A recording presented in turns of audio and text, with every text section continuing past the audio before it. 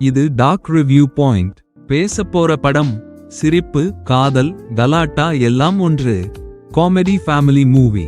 விஜய் சேதுபதி, நித்யா மேனன் இவர்கள் இணையும் படம்னா கதை இருக்கும், காமெடி இருக்கும், உணர்ச்சியும் இருக்கும்.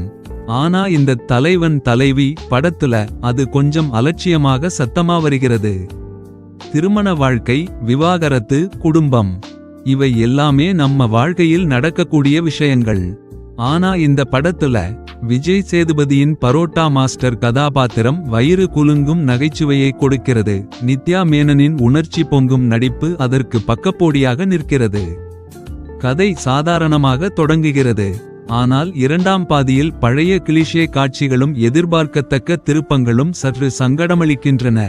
இது விவாகரத்தை எதிர்க்கிறதா, இல்லையெனில் வாழ்க்கை முடிவுகள் நம்மிடம்தான் என்பதை நினைவூட்டுகிறதா? அந்த நோக்கம் தெளிவாக தெரியவில்லை. குடும்பத்துடன் சிரித்து மகிழ ஒரு நல்ல முயற்சி.